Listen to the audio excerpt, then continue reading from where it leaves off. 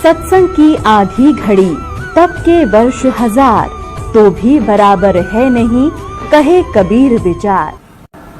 तो यहाँ आपसे प्रार्थना की जाती है, जब तक सत्संग चले आप सब चिंताएं और इधर उधर की गल्ला बातें छोड़ के ध्यान से सत्संग सुनो। हमारी बुद्धि कहाँ थी और हमारे ऋषि मुनियों की, आचार्य शंकराचार्यों की बुद्धि कहाँ थी, और हमारे सदग्रंथ क्या बताते हैं। सदग्रंथ हमारे सिलेबस है,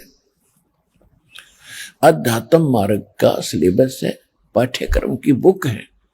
और जो टीचर पाठ्यक्रम की किताबों से अलग बकवाद पढ़ा रहा है तो टीचर ठीक नहीं, विद्यार्थियों का नाशक है। तो आज तक जितने धर्मगुरु हमारे हुए हैं वो हमारे सदग्रंथों से भी परिचित नहीं थे। उन्होंने हमारे दादे परदादों को भूत बना दिया, आप भी नरक में गए और अपने भक्तों को भी साथ डुबो दिया। पुण्यात्माओं, सौभाग्य आपका, धन है आपके माता पिता जिनसे जन्म हुआ।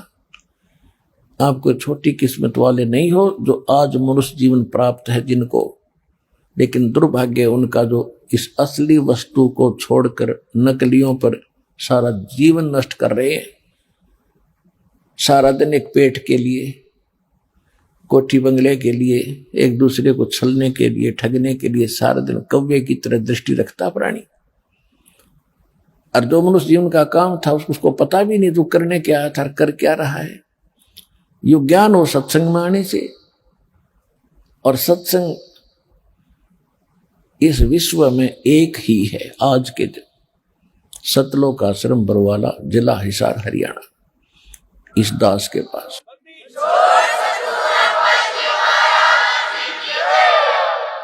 और बाकी ये भोली आत्माएं नकली संतों के पास सत्संग के उद्देश्य से जाती, वहां सत्संग नहीं है, वहां तो एक समूह देखा देखी इकट्ठा हो गया। और वहां पर जो ज्ञान पहले वाले ने सुन रखा है नकली संतों से, वही बैठे बैठे वहां रंगते रहते हैं नयों को। तो वहां एक ऐसा समूह बन गया, उनकी सबकी एक विचारधारा बन गई, एक जैसी बात होगी। तो अब वो निश्चिंत हो गए कि लाखों लोग यही बात कर रहे हैं, यही भक्ति कर रहे हैं, और कोई 50-50 वर्ष से लग रहा है, 2-2 पीढ़ी से लगा है। तो नए भक्तों को फिर ऑब्जेक्शन नहीं रहता कि यहाँ कोई गलत स्थान होगा, या ज्ञान गलत होगा, या नाम गलत होगा। तो काल भगवान ने पहले कहा था कि चौथा युग जब कलयुग आवे तब तब शरण जीव बहु जावे, कि हे परमात्मा। कबीर परमात्मा से काल ने कहा था, अपनी जो है याचना की थी कि हे परमात्मा 3 युगों में जीव कम ले जाना, चौथे युग में कितने ले जाना।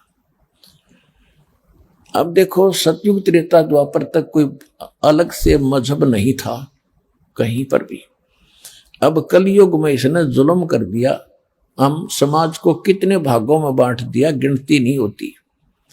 कोई हिंदू बना डाले, कोई मुसलमान बना दिए, कोई सिख बना दिए, ईसाई बना दिए, जैनी बना दिए, और पता नहीं गिनती नहीं, बिश्नोई बना दिए।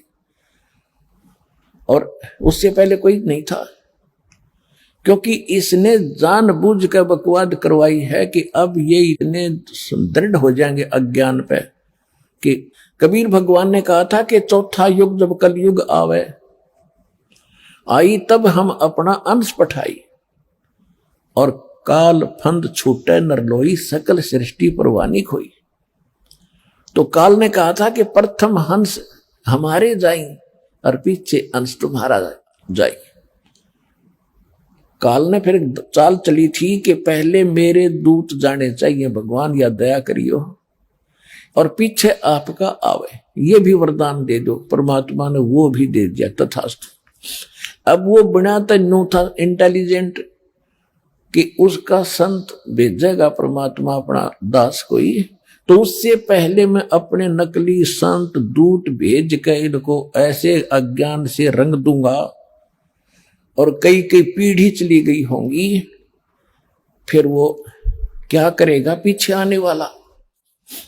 तो इसलिए उसने अपनी चाल चली थी, जो परमात्मा ने तथा अस्तु कर दी उसको कि ठीक है, मैंने तेरे को जो मांगा था दे दिया सारा। तो तब उसी समय गिरगिट की तरह बदल गया। क्या कहने लगा कि जाइयो जोग जीत संसारा, जीव न माने कहा तुम्हारा, जीव तुम्हारा कहा न माने और हमारी ओढ़ हो बाद बखाने। उनको ऐसे कहते, द्वादश पंथ करूं मैं साजा, नाम तुम्हारा ले करूं आवाजा, भगवान भगवान करके।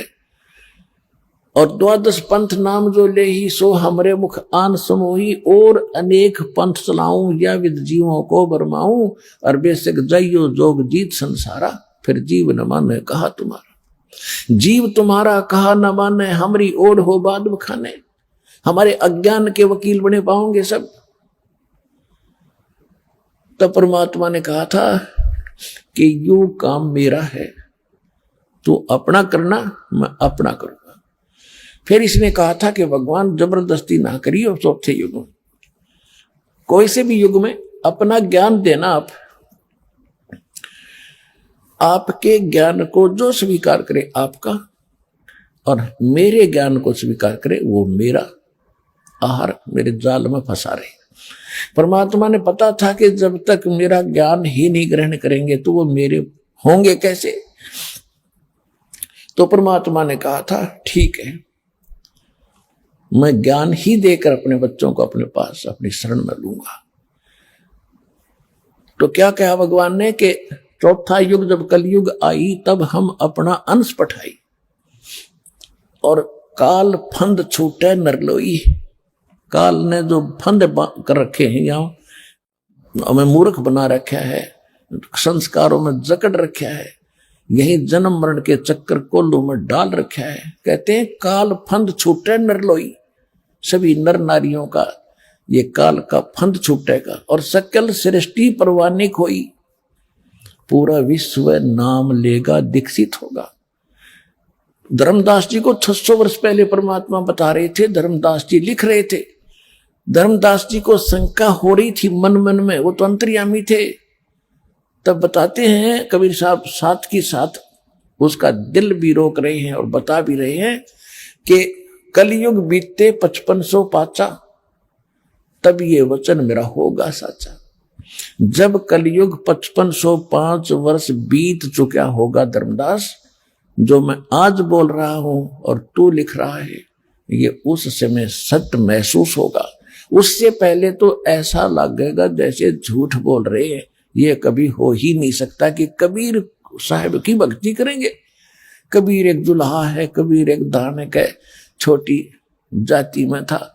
इस तरह की कैसी धारणाएं थी। परमात्मा का वचन आज देखो कैसे फल गया। आज आपको कबीर साहब के अतिरिक्त को भगवान दिखाई नहीं देगा, और है भी नहीं और था भी नहीं। ये हमारी अज्ञानता थी।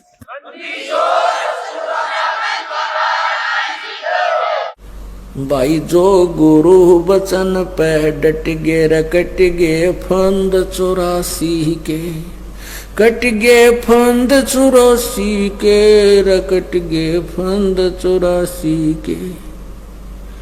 भाई जो गुरु वचन पे डट गे, रकट गे फंद 84 के। वस्तु मिली ठोर की ठोर, मिट गई मन पापी की दौड़।